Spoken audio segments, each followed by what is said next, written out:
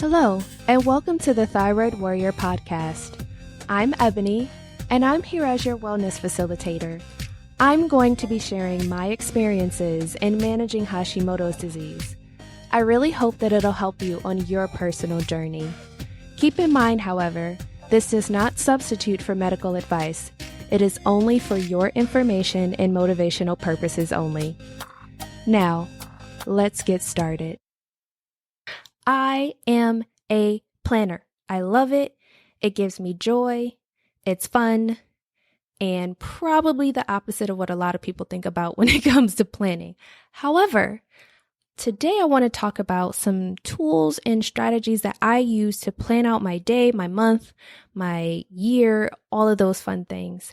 And again, the goal of planning is to minimize my stress, keep me organized, and to make sure that I plan time in my day or my week for self-care. Those are the ultimate, most important goals that I have when it comes to planning and why I go so hard for it. So, why plan? One, it keeps you organized. It helps you to create workflows or systems that will get you in and out really fast. You have an idea of what's going on, and it's really good, especially if you're a parent or you're a caregiver or someone in that capacity, so that you'll be able to keep your head on straight. Personally, I have often had to help my mom manage her appointments or make sure that when I had my nephew over the summer, that my husband and I coordinated when we got him to camp, when we had to pick him up, how we had to make sure we planned out his lunch, because for some of the camps that he went to, it was a nut-free facility. So all he wanted to eat was peanut butter and banana sandwiches. I'm like, sorry, for the next 4 weeks, we got to figure out something else for you to eat. So those are examples of why it's important to plan. Now, question for you, and I want you to think about this. What do you do regularly, whether it's every day, every week, or every month? I want you to take some time to write out those things. So what I want you to do, especially if you're seated and not driving, is take a few minutes and write down on a piece of paper everything that you do daily, weekly, and monthly. For example, on a day-to-day basis, obviously I go to work, but I have to make sure that I dial into my customer calls. I have to help my husband manage his business, so I have to schedule out all of his social media posts as well as mine. And I try to spend the least amount of time doing those things. So I have all of that written down. I also put it in my planner. I put it on the calendar because, again, brain fog is real and I can't forget those things. And everything syncs up for me. On a weekly basis, I clean out the refrigerator. I throw out anything that's gone bad in the cupboards, and I go to the grocery store and do grocery shopping for meal planning for the week coming up. On a monthly basis, I pay all my bills. So I take the time once a month and I literally figure out all the dates where I have bills coming out and I schedule them.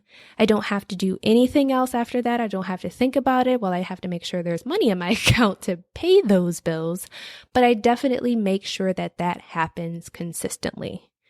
So those are just 3 examples of how I make sure that I keep it together, because there are so many moving parts on a day-to-day basis that we have going on that it's so easy to forget about one of them. So why not figure out the things that you do regularly and create either a checklist or a to-do list, or use my favorite tool, which is called Trello, and just write all that stuff out so you don't have to think about it. I used to keep a checklist at the door so that when I walked out, I said, okay, do I have my keys, my wallet, my phone, and my lunch, because food is important. And if I have all 4 of those things, I walk out the door. I've gotten to a point now where it takes me 17 minutes to get ready in the morning. I timed it. I was pretty excited about it. And I did it consistently because I was like, I want to make sure that I'm doing this right. I sit my clothes out the night before. I make sure my lunch is packed, so all I have to do is put my containers in my lunch bag. I keep my backpack at my desk so that all I have to do is go over, grab my backpack, and I'm out the door. My coat is already at the front door, and I'm ready. And that is because I do that every day. So I created a checklist and a system in place so that I can get that stuff done and I don't even have to think about it. The last thing is that it allows you to plan for self-care. Now, on a weekly basis, I also make sure that after my Saturday workout, I run a bath for myself with Epsom salt and whatever bubble bath that I'm in the mood for. I take a bath, I shower off, and then I kind of do laundry. Not the most fun thing when it comes to self-care, but I need clean clothes. But then I make some time, like this week, I'm going to make candles. And that's really fun for me. It gives me an opportunity to just de-stress. I don't have to think about anything else, and I allow myself to be in that moment. The week before, I took some time to polish my nails, which really made me happy because I was tired of looking at bare nails, and I was also tired of my nails breaking because I wash my hands a lot. So those are just different examples of what I do for self-care. I also like going for walks, so I make sure that I schedule that time in my day. And on Saturdays in particular, I have my day down to a science. I literally allow myself to wake up between 6 and 8 because, again, depending on what I did the night before, I might have had a late workout or I might have gotten in the zone, so I started writing out something, or maybe I watched a movie and I just decided to go to bed late. Whatever the case, I give myself a window.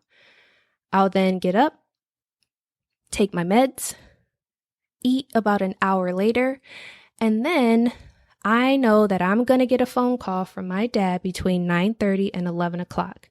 So if I'm working during that time, I do a task that doesn't require a lot of thought so that when he calls, I can pick up the phone and not feel worried about it. When Daniel's out coaching, I know that I'm going to get a phone call from him around noon. So again, my window is basically from 9:30 to 12. But again, that's okay for me because I know that I'm going to get those 2 phone calls during that time. After 12 o'clock, from basically 12 to 4, I'm working. Like, I am focused. I give myself time for breaks. I set a timer, but that is like my power chunk of hours that I get work done. After that, it's a free-for-all. I'll go for a walk. I might talk to my dad again. I start cooking and grocery shopping, and it works. And I can relax the rest of the day. I really enjoy being able to do that. So, because I have set up my schedule in such a way that I plan for my tasks throughout the week, I'm not that stressed.